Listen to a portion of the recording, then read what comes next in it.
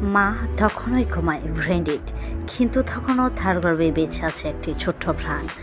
ডাক্তাররা বলল মা হয়তো নেই, কিন্তু শিশুটি এখনও বেঁচে আছে। এক অসম্ভবকে সম্ভব করলো চিকিৎসা বিজ্ঞান, ভালোবাসা আর অলৌকিক এক মায়ের আত্মত্যাগ। আজ আপনাকে শোনাবো সেই বাস্তব ঘটনা, যা শুনলে আপনি স্তব্ধ হয়ে যাবেন। এই ঘটনা আমাদেরকে শেখায় মা কখনো মরে না। আসসালামু আলাইকুম প্রিয় দর্শক, আপনারা দেখছেন আমাদের ইউটিউব চ্যানেলের আজকে নতুন ভিডিও, যেখানে আমরা তুলে আনি বাস্তব জীবনের অদ্ভুত বিষয়বস্তু, হৃদয় ছোঁয়া কাহিনীগুলো।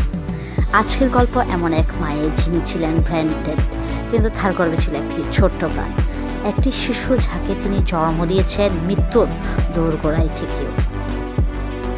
ঘটনাটি ঘটেছিল জর্জিয়া যুক্তরাষ্ট্রে 2024 সালের শুরুর দিকের ঘটনা। কেরিন স্কট মাত্র 25 বছর বয়সী এক তরুণী ছিলেন অন্তঃসত্ত্বা। হঠাৎ করেই তার শরীর ভেঙে পড়ে। হাসপাতালে নিয়ে ডাক্তাররা জানান তার ব্রেনে রক্তক্ষরণ হয়েছে, কিন্তু সময় পর ঘোষণা করা হয় তিনি ব্রেনডেড। ব্রেনডেড মানে কি? ব্রেনডেড মানে মস্তিষ্ক সম্পূর্ণভাবে অকেজ।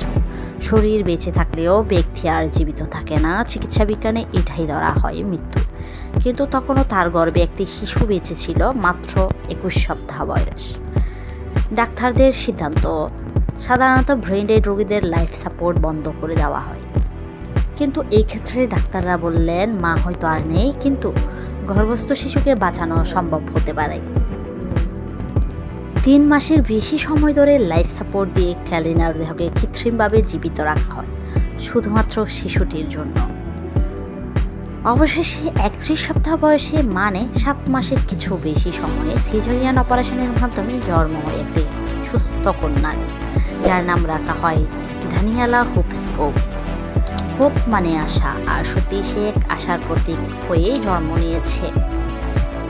শিশুর জন্মের কিছুক্ষণের মধ্যে ক্যালিনার লাইফ সাপোর্ট বন্ধ করে দেওয়া হয়। তার হৃদয়, কিডনি, লিভার সহ আরও অনেক অঙ্গ ডোনেট করা হয় অন্য রোগীদেরকে বাঁচানোর জন্য। তিনি শুধু একজন মা নন, একজন অঙ্গদাতা, বীর নারী হিসাবেও চিরস্মরণীয় হয়ে থাকবেন। তার স্বামী ডেরিক স্কট বলেছিলেন, আমার স্ত্রী তার জীবন দিয়ে আমাদের মেয়েকে উপহার দিয়ে গেছেন। সে ছিল এমনই এক যোদ্ধা, তার চোখে জল, কিন্তু কণ্ঠে ছিল গর্ব।